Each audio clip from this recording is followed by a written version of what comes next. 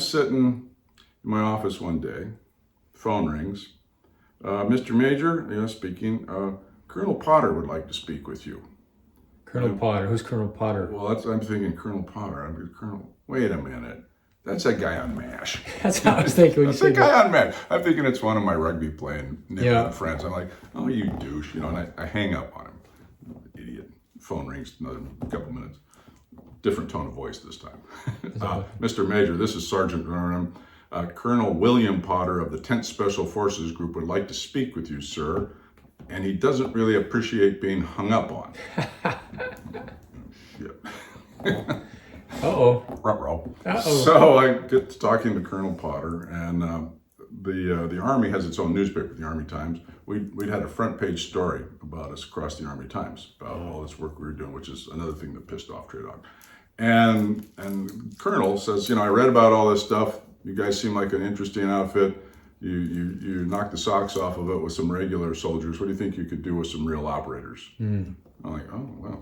So Who are the real operators? well, the special forces guys, Okay. right? So The A-team. they're a whole different level here. So we get to talking back and forth, put together some stuff. We're invited out to Fort Devens, which is about as far away from Seattle as you can get. It's outside Worcester, Massachusetts, gone now.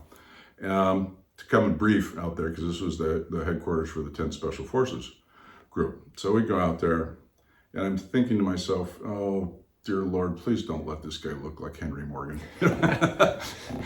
Thankfully, no, he looks more like a young Richard Burton. This guy was right from Central Casting for your Special Forces commander. So, hey, Major. Got the look. He's got we the talk. Yeah, we got an hour. We go for about an hour. And he says, okay, it's Friday afternoon. We're going to take you down to the briefing room. I got the unit commanders in there. They've been waiting for us. I'm going to myself, what? You left them sitting in there for an hour? Oh, they're going to be in a good mood? Yeah. Great. So we go down there, and Fort Devens, it was like the set from a John Wayne World War II movie. I mean, it hadn't been touched since World War II. Yeah. We go down the hall, and there's this like big door to a safe. It's the classified briefing room, and there's the classified secret, top secret, lights above there, and the top secret. Did you look back and look for the cameras? Yeah, well, I'm just kind of going, okay. Well, you got to remember now, it's now the mid-'80s. It's the height of the Cold War, right?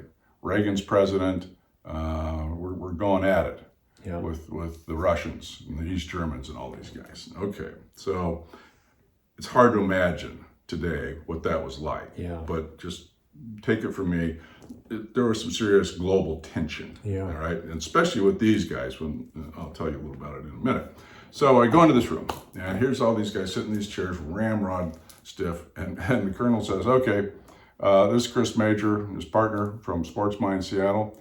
I think they've got something interesting to pitch us. I'm not going to be here because I don't want to bias the conversation. So I want you guys to listen to them, tear them apart. I'll be back in an hour or so. And I'm going, can we clarify that tear them apart just a little bit? Is there any windows on these doors so people would see us in here? You mean that like metaphorically, right? So this then became the worst experience of my life. So I talked to these guys for, 30, 40 minutes. Nobody moves a facial muscle.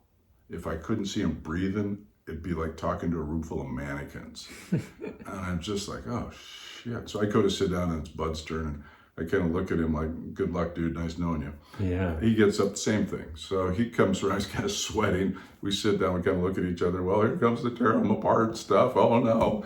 And they erupt. We ask them, what questions do you have? And they go nuts. And we're like, what? He says, oh, didn't the colonel tell you that's how we do briefings here? Wow. Like, that would have been Did good. you feel like a comedian telling a bad joke? Exactly. It's like, God, it's a death. The comedian, you could have told us that in advance. So anyway, this led to that. We ended up with a year-long classified project with the Special Forces Group.